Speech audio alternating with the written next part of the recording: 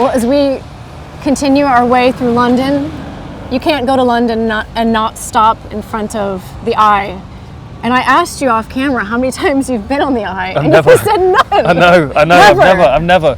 It would be an amazing thing to go on, especially, you know, with the view that you get of London and the amount of time you spend on it, because it kind of takes its time, you know, going around. Yeah. I'm going to have to do it at some point. But you I know think how it is. revoke your citizenship at some point if you don't get on that, I probably right? should have my citizenship revoked anyway, to be honest. I don't know most of the places. Completely unrelated reasons. No. I don't know most of the sites in London, to be honest, because you kind of take them for granted when you're there, right? Sure. You know, you walk past them, oh, that's that, and there's the London Eye, I don't know. For me, the O2 Arena is the place. You know what I mean? Because I have a connection to it, and then obviously with these events coming up as well, it's, I don't know, it just gives you something to look forward to. I like the London Eye, but it'd be like a weekend and I'd forget about it. Whereas the O2 Arena, it's the gift that keeps on giving. It is, and it's certainly for the UFC. It is. And you told me something very interesting that I need you to repeat about a fact about the O2 Arena that I find fascinating. Well, it was always something that stood out in my mind because, you know, Greenwich Mean Time is the UK's time, GMT, the time zone. And the centre of the O2 Arena, where the Octagon will be standing at the weekend, is the centre of Greenwich Mean Time. I feel like that's something that is it related to Stonehenge at all? Oh, it could be. We should have gone to Stonehenge, that's where we should. We'd have definitely gotten rained on at Stonehenge, yes, for sure. And it's not warm there either. No, I love it. That's fascinating. While I have you out here, I want to talk about the upcoming year. Let's start. We talked about the fights this weekend, but let's talk about what we're looking forward to in 22, because there's a lot. There is a buffet of action before us. And the one that pops into my mind immediately is one that just got announced the other week, and that is Khamzat Chimaev versus Gilbert Burns. And I think that is a fascinating matchup. I don't know about you. Yeah, I mean, anything with Khamzat Chimaev is fascinating for me because we don't know where his limit is. We don't know how good he is, and that's what's exciting because he's making it look very easy. You know, his first two fights, he really didn't take a punch. Against the Leech, he carried him across the octagon talking to Dana White at the same time. Which, by the way, to me, is the most alpha move I've ever seen. We've seen people get picked up before, but typically people get picked up and you carry them to your corner and put them down in front of your coaches so that you can receive instruction. It is a whole nother level to take your opponent like a treat, like a meal, like a sacrifice, like a restless child in a supermarket, and just bring it to the boss and be like, here. Look at what I can. I mean, it was wild. It was brilliant. But then, you know, he's not only beating top flight guys, but he's doing it with style. He's making it look easy. He's communicating with Dana at the same time, and you know Dana loves those moments, those little marketability moments. You know, now he's fighting Gilbert Burns, who in my opinion looked better at welterweight than he ever did at lightweight. Yes. You know, he's a very strong individual. He's got heavy hands. He's a great grappler. So then that creates the problem for Khamzat Chimaev because he's a great wrestler. You know, does he want to use his striking against Gilbert, who can be very unpredictable and very dangerous, or does he want to take him to the ground, where arguably Gilbert's stronger? I mean, it really is a big question. But the thing is with Chimaev, he's just made it look so easy that I kind of can't count him out against anybody. I would even be sitting on the fence if he was fighting Usman. Agree. And I don't remember exactly what the stat is, but it's several hundred strikes, and he has only taken 2 strikes in 4 UFC fights now. Crazy to think about. I mean, unprecedented, honestly. We were talking earlier about the rise of Tom Aspinall, but the rise of Khamzat Chimaev, not far behind it. Absolutely wild to think about. And I agree with you. I think a lot of people, a lot of fans are dying to see what would happen if he stepped in there with Kamaru Usman. Yeah. And you know, and you've got to think the people around him as well. I mean, he's been training with Gustafsson for years and years. Yeah. And he's best friends with Darren Till. I mean, what a team, right? What a team. I mean, you've got one guy who's an excellent striker, who's very, very, you know, clinical in his striking. And now he's working with a guy who is just as clinical and as technical with his grappling. Yeah. I mean, they're a great team. They support each other really well. They're a similar size as well, so they can work together. So your mind immediately goes to the fighting and the technique and how they will help each other improve. I just want to see him hang out and drink pints. Oh, can you imagine? It's going to be crazy. I think Darren Till should grow one of the Chimaev beards as well. That would really suit him. I mean, it seems to work well for everybody else who has one. Right? Maybe if I'd be able to wrestle if I grew a beard like that. I don't know. I don't think it's going to work. It's a whole other video. And the heavyweight division, you know, I feel like we have a lot of interesting characters at the top there, but then this specter of Jon Jones, a much bigger Jon Jones waiting in the wings. I have no inside information to provide, but I have this feeling that he is going to return this year. Do you agree with that? I do. Who do you think it's going to be against? You know, well, that's the question, because when Jon Jones was a light heavyweight and he was talking about moving up to heavyweight, we were excited because his physical attributes, his movement, his speed, they were all going to be factors. Now we've got Cyril Gane and Tom Aspinall and fighters like that. Like, a lot of the advantages that Jon Jones was supposed to have at heavyweight, I think are quite normal now as far as heavyweights go. Like, I would quite like to see him fight Stipe. I'd like to see Jon Jones deal with Stipe, a former champion, a guy that's been a career heavyweight, that can wrestle as well as strike.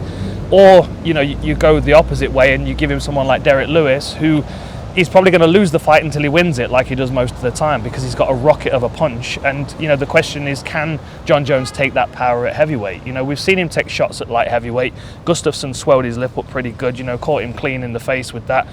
You've got to think, if that was a heavyweight, he might have been knocked out. And that's the big question, is, can he deal with that heavyweight power? I mean, of course I think he can, but...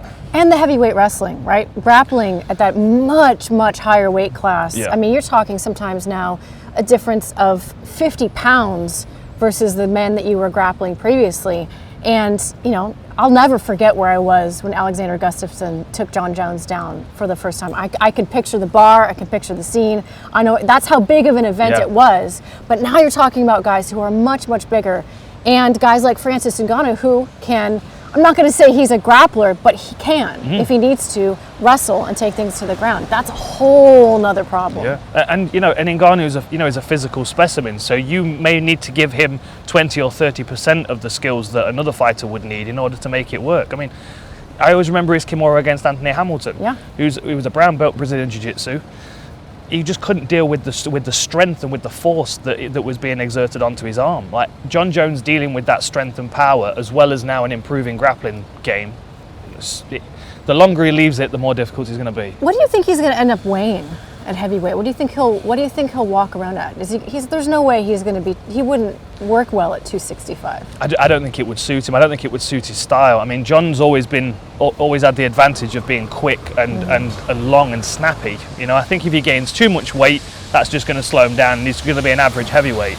So I think, to be honest, Jon's probably going to top out around 245, 250 at competition weight, and I think he'll be just as lethal. I mean, he's still got the longest reach in the UFC aside from Stefan Struve. I forget that sometimes. It's crazy. It is crazy. You know, he's got the frame to carry whatever weight he wants to. It's just what it does to his performance. Yeah. Well, regardless of when or who, that is going to be an absolutely massive pay-per-view, and I can't wait. I know a lot of other fans can't wait either. I know. The lightweight division. Oh, it's blowing up. I know. Justin Gaethje versus Charles Oliveira. That's a fascinating one. I can't wait for that one. But then again, we have this sort of lurking character in the sidelines in Islam Makhachev. Yeah. And I think if Charles Oliveira, and that's a big if, does get past Justin Gaethje, I mean, that fight is just tantalizing for anybody who likes the grappling arts. Again, he just makes it look so easy. You know, he's taking guys down, he's manhandling them, he's submitting them. You know, and obviously he's got Khabib in his corner now, instructing him. You know, within a few feet of him. I'm so excited for Islam Makhachev's future, because I think Khabib was excellent at what he did, but it was still very much stacked to grappling, to wrestling. Sure. And I think Makhachev is developing his striking just as well. You know, he's got a great kicking game. He's far more calm after he picked up that loss against Martins, and I think he's a very calculated individual that knows what his skill set is, but also is determined to keep adding to it. Yeah. Like, I mean, Charles Oliveira surprised me when he moved to lightweight. His skill set just seemed to round out. He was stopping guys with strikes as well as being able to submit people.